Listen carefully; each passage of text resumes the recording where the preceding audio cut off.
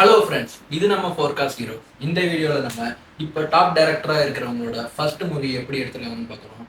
வாங்க வீடியோக்குள்ள போகிறோம்.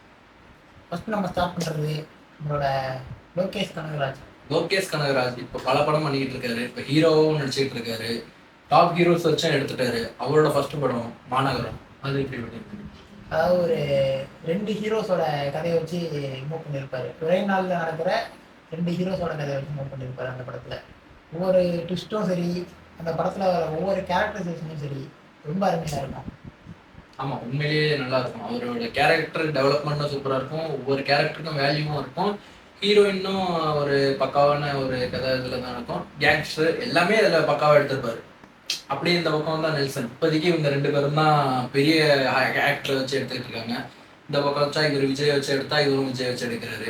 இவரு ரஜினியை வச்சு எடுத்தா இவரும் ரஜினியை வச்சு எடுக்கிறாரு. ஜெயிலர் 2 வர போகிறது. ஜெயிலர் 1 பார்த்துருப்பீங்க. அது அவருக்கு ஒரு பெரிய படமா அமைஞ்சிருக்கு. பீஸ்ட் ஒரு மாதிரி ஆவரேஜா சொன்னாலும் நல்லா இருக்கும் படம். அப்படி பார்த்தா அவரோட ஃபர்ஸ்ட் படம் கோலமாவு கோகிலா. அது வந்து ஃபர்ஸ்ட் அந்த கோலமாவு கோகிலான்னு பேரை பார்க்கும் போதே தெரிஞ்சிருக்கும் ஒரு ஃபீமேல் லீடை வச்சு தான் எடுக்கிறாங்கன்ட்டு. ஃபீமேல் லீடு யாரா இருக்கும்னு பார்த்தீங்கன்னா ஃபீமேல் சூப்பர் ஸ்டார் நயன்தாரா வச்சு எடுக்கிறாங்க. நயன்தாரா அந்த படத்தில் சூப்பராக நடிச்சிருப்பாங்க. அதுவும் ஒரு இது மாஃபியா படம் மாதிரி தான் இருக்கும். எப்படி இருக்கும்னு பார்த்தீங்கன்னா அவங்க அம்மாவுக்கு புற்றுநோய் இருக்கும். அதை எப்படி அவங்கள்ட்ட காசு இருக்காது, அதனால அவங்க எப்படி அந்த இதில் போய் சேர்றாங்களோ ஆப்ரேஷனுக்காக போய் இதில் சேர்றது, அந்த கொக்கைன் கேங்ல போய் சேர்றாங்க. அதுல இருந்து எப்படி வெளில வராங்கிறத சூப்பரா ஸ்கிரீன் பிளே எல்லாமே பக்காவா பண்ணியிருப்பாரு. யோகி பாபு ஆக்டிங் அந்த படத்துல அருமையா இருக்கும். காமெடி அந்த இதுல ஒர்க் அவுட் ஆயிருக்கும்.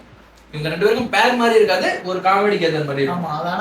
அவர் லீடு மாதிரி தான் இருக்கும். அவரோட லீடு தான், ஆனா மேக்ஸிமம் ஃபீமேல் சென்ட்ரிக் படம் தான் அது. நம்ம அடுத்தது பார்த்தோம்னா நம்ம ஹெச்பி நத்தோட சதுரங்க வேட்டை படம்.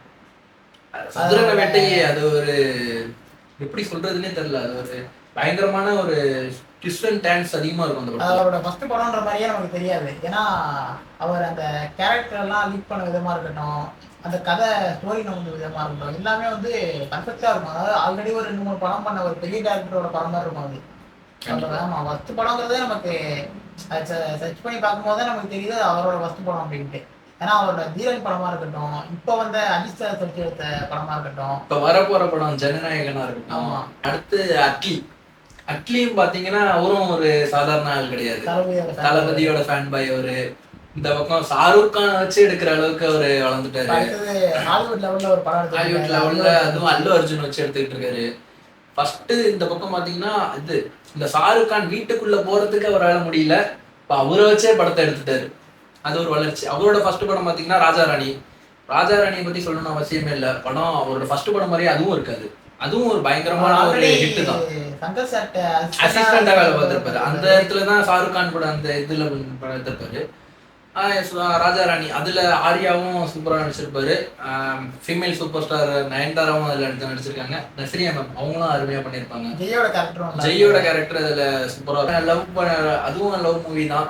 ஆனா ஆக்சுவலா அதுல சூப்பரா இருக்கும். நஸ்ரியாவுக்கும் ஆர்யாவுக்கும் அந்த கனெக்ஷன் சூப்பரா இருக்கும். கெமிஸ்ட்ரி அதில் சூப்பராக ஒர்க் அவுட் ஆயிருக்கும். நயன்தாரா ஓவர் லீட் பண்ற மாதிரி இருக்கும் ஆர்யாவை. கடைசியில் அவங்க எப்படி சேர்ந்தாங்கிறது தான் கதை. அதுவும் சூப்பராக இருக்கும். அடுத்ததா வந்து நம்ம வெற்றிமாறன் சாரோட பொல்லாதவன் தனுஷ் சாரோட ஒரு ஆக்ஷன் சீக்வன்ஸான உள்ள படம் சூப்பராக இருக்கும். அது வந்து பைக் எப்படி காணா போகுது, அது எந்த இதில் வந்து அவர் கண்டுபிடிக்கிறாரு அப்படிங்கிறது வச்சு தான் ஃபஸ்ட்டு கதை வரும். பார்த்தா அதை வச்சு தான் ஏதோ ட்ரக்ஸுக்கு சப்ளை பண்ணுறதுக்கு அந்த பைக் எடுத்துகிட்டு போயிருப்பாங்க அப்படின்ற மாதிரி தான் கதை. இந்த படத்தோட ஒவ்வொரு கேரக்டரைசேஷனாக இருக்கட்டும், அந்த செல்வம்ன்ற கேரக்டராக இருக்கட்டும், அவரோட தம்பி கேரக்டராக இருக்கட்டும், அவர் வந்து ஒரு மாதிரி துருத்துருன்னு இருப்பார் அவரோட தம்பி கேரக்டர்.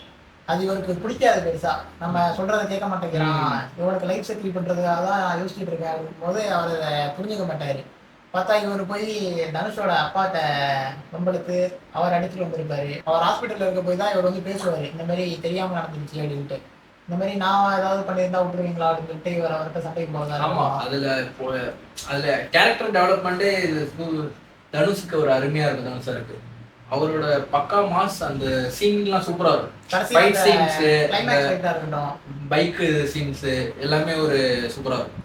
காமெடியும் நல்லா ஒர்க் அவுட் ஆயிருக்கும். காமெடியும் வெற்றிமாறன் சாரே சொல்லியிருப்பாரு, காமெடிக்கான சீன்ஸே கிடையாது. சந்தானம் சார் தான் அவரா ஒர்க் அவுட் பண்ணியிருப்பாரு. ஆமா, ஒர்க் அவுட் பண்ணி சீக்வன்ஸ் பண்ணி சீனை சொல்லிட்டேன், நீங்களே பேப்பர் வச்சு இது பண்ணிக்கோங்க சொல்லியிருப்பாரு. அவரு அந்த இதுல சூப்பரா ஒர்க் அவுட் ஆயிருக்கும். கருணாஸோட அந்த ஒரு இதுவும் அருமையா இருக்கும். மூணு பேரோட காம்போவும் அந்த இதுல கொஞ்சம் சீன் தான் வந்திருந்தாலும் அவங்களோட இம்பாக்ட் அந்த படத்துல ஃபுல்லாவே நிற்கும். இந்த மாதிரி கிளைமேக்ஸ் ஃபைட் வேற ஒரு இங்கிலீஷ் படத்துல இருந்து அவசரப்பட்டு தூக்கிட்டேன் அப்படின்பாரு. ஆனா அது நல்லா தான் இருக்கும். கண்டிப்பா அந்த சீன்ஸ் ஒரே மாதிரி இருந்தாலும் இவரோட அந்த ஸ்கிரீன் பிளேங்கிறது பயங்கரமா இருக்கும். இந்த மாதிரி நம்ம அடுத்தது பார்க்க போனா பாரஞ்சித்தோட அட்டகத்தி மூவி.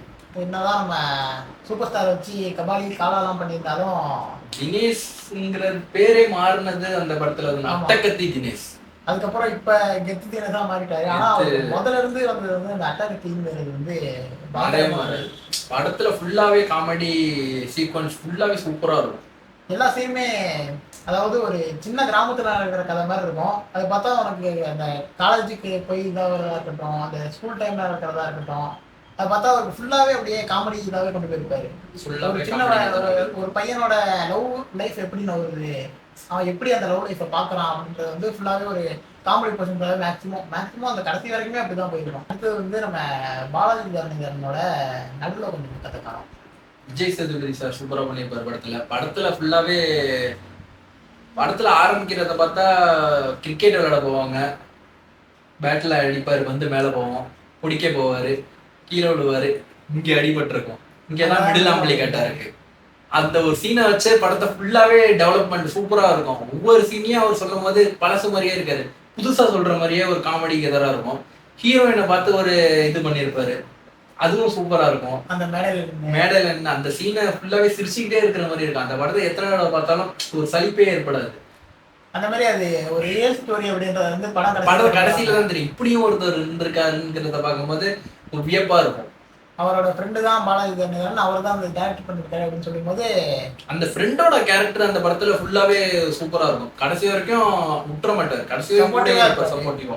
அந்த மாதிரி அந்த பிரேம் அப்படின்ற கேரக்டர் வச்சுதான் அவர் ஃபுல்லா அவர் தான் லீட் பண்ணிருப்பாரு. அவர் கேரக்டர் தான் நம்ம விஜய் பிளே பண்ணிருப்பாரு. அப்படியே பார்த்தோம்னா அந்த பிரேம்குமாரோட டேரக்டர் மூவின்னு பார்த்தா 96 அதுலயும் விஜய் சேதுபதி தான் அதுலயும் நடிச்சிருப்பாரு. டவுனி ஸ்கூல்ல கட்டியிருப்பாங்க, சூப்பரா இருக்கும். திரிஷா மேம் அருமையா பண்ணிருப்பாங்க. விஜய் சேதுபதி ஸ்கூல் போர்ஷன்ல நடிச்ச அவங்க 2 பேரும் சூப்பரா இருக்கும். திரிஷா மேம் அந்த ஓல்டு ஸ்கூல் இதுல பார்க்கும்போது சூப்பரா இருப்பாங்க. கௌரி நடிச்சிருப்பாங்க. அவங்க ஆக்சுவலா சூப்பரா நடிச்சிருப்பாங்க. அந்த ஸ்கூல் போர்ஷன் எல்லாமே சூப்பரா இருக்கும். எந்த காரணத்துக்காக இவரு அந்த ஊரை விட்டு போறாருன்னு தெரியாது, போயிடுவாங்க. ஆனா இவங்க லவ் பண்ணுவாங்க.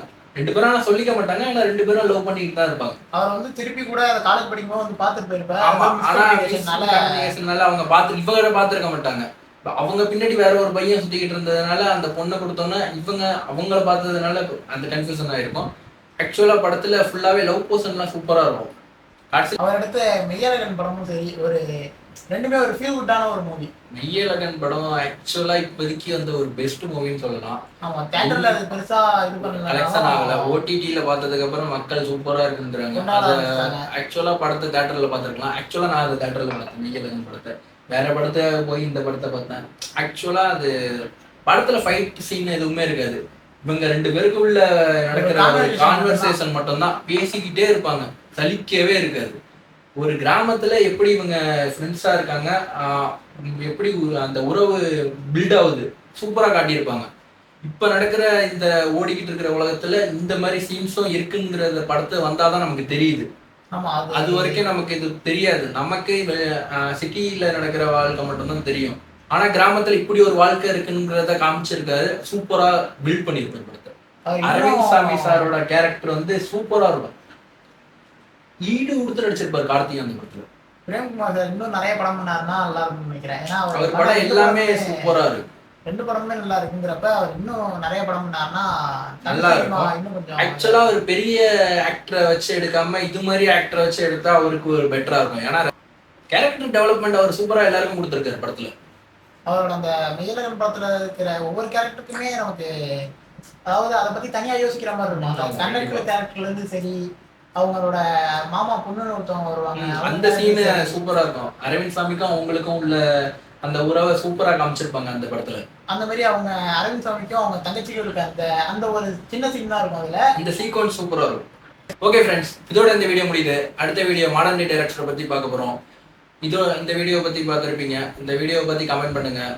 அடுத்த வீடியோவில் பார்க்குற வரையும் உங்களிடம் இந்த வீடியோ தருவது போட்காஸ்ட் ஹீரோஸ்.